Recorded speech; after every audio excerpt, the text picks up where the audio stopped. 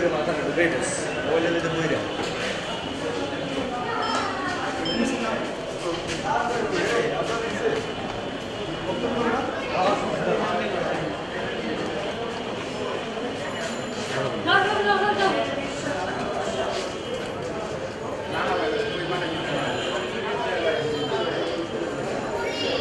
আর আপনারা কি মানে এই জায়গায় কিছুদিন করলেন?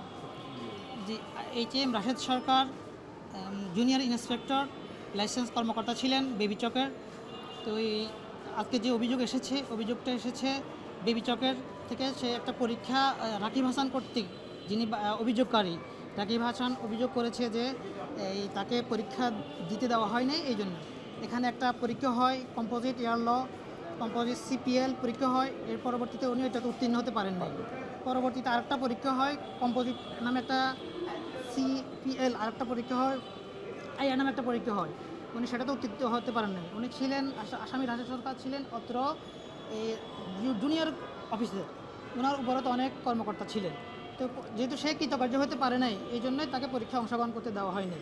উনি এই জন্যই ক্ষিপ্ত হয়ে আমাদের এই আসামির বিরুদ্ধে একটি ট্রেপ সাজানো হয়েছে, ফাঁদ টিম সাজানো হয়েছে দুর্নীতি দমন কমিশনের মাধ্যমে। পরবর্তীতে তাকে বিগত 5/6/2019 সালে তাকে গ্রেপ্তার করা হয়। পরবর্তীতে উনি 10 মাস জেল হাজত খেটে বিচারপতি এনায়েতুর রহিম মহোদয়ের নিকট থেকে 10 মাস পরে জামিন লাভ করেন। পরবর্তীতে এই মামলায় তদন্তকারী কর্মকর্তা আবুল কালাম আজাদ উনি 6/6/2022 সালে উনি চার্জশিট প্রদান করেন। পরবর্তীতে এই মামলা 6/3/2023 সালে অত্র মামলা চার্জ ফ্রেম হয়। পরবর্তীতে প্রায় রাষ্ট্রপক্ষ 24 জন সাক্ষীর মধ্যে 23 জন সাক্ষী রাষ্ট্রপক্ষ উপস্থাপন করে। আমরা 23 জন সাক্ষীকে জেরা করেছি। জেরা করার পরবর্তীতে অদ্যরোজ 10/7/2026 তারিখে আজকে বিজ্ঞ আদালত মামলার রায় প্রদান করেন। রায়ে বিজ্ঞ আদালত আসামিকে 5 বছর কারাদণ্ড ও 1 লক্ষ টাকা জরিমানা ও অনাদায়ে আরও 6 মাস কারাদণ্ড প্রদান করেন। আমরা বিজ্ঞ আদালতে উক্ত আদেশের বিরুদ্ধে উচ্চ আদালতে যাব। আমরা ন্যায় বিচার বঞ্চিত হয়েছি। আমরা মহামান্য হাইকোর্ট বিভাগে যাব এই উক্ত আদেশের বিরুদ্ধে। বিশেষ মামলা 6/22। এই মামলাটা আসামি একজন এইচএম রাশেদ সরকার, দণ্ডবিধি 161 এবং দুর্নীতি দমন কমিশন প্রতিরোধ আইনের 5-2 ধারার মামলা। এই মামলাটা হচ্ছে সংক্ষেপে যদি ট্র্যাপ কেস যেটাকে বলে, এটা ট্র্যাপ কেস। এটার ব্যাকগ্রাউন্ড আছে। ব্যাকগ্রাউন্ড হচ্ছে জনৈক রাকিব হাসান, উনি ফিলিপাইন থেকে একটা পাইলটের উপরে একটা লাইসেন্স নিয়ে আসছেন। কিন্তু এই লাইসেন্সটা নিয়ে যখন বাংলাদেশে আসছেন, বাংলাদেশে বেবি চকের নিয়ম অনুযায়ী এই দেশে এটা কনভার্ট করতে হয়, রূপান্তর করতে হয়। এবং এটা উনি একটা পরীক্ষা দিলেন। ওখানে এয়ারল পরীক্ষা আছে একটা আমাদের দেশে বেবি চকের, ওই পরীক্ষা উনি উত্তীর্ণ হলেন।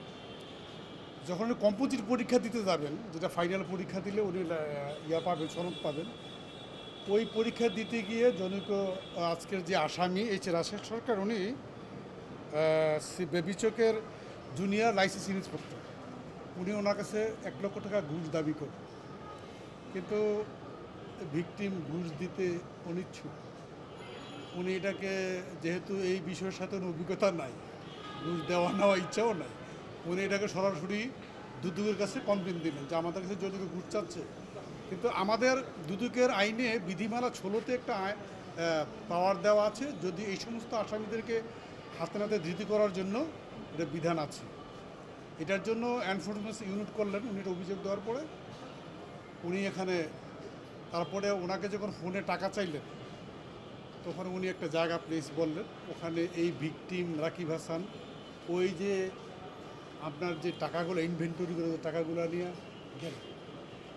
ওখানে বোধহয় বিএফসি বেস্ট ফ্রাইড একটা চিকেন রেস্টুরেন্ট আছে, ওখানে ওনার কাছ থেকে টাকাটা উনি গ্রহণ করলেন।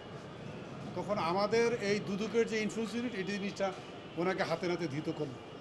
ধৃত করার পরে শুধু এটাকে হাতে ধৃতই করলো না, তারপরে ওখানে যে একটা সিসিটিভি ফুটেজ আছে, ওই তদন্তকারী অফিসার ওই হার্ড ডিস্কটাকে সংগ্রহ করলেন, করে দেখলেন যে উনি এই টাকাটা গ্রহণ করলেন এবং যেই টাকাটা ইনভেন্টরি করা হয়েছে অভিযোগের পরিপ্রেক্ষিতে ওই টাকাটাই উনি তার কাছ থেকে উদ্ধার হলো।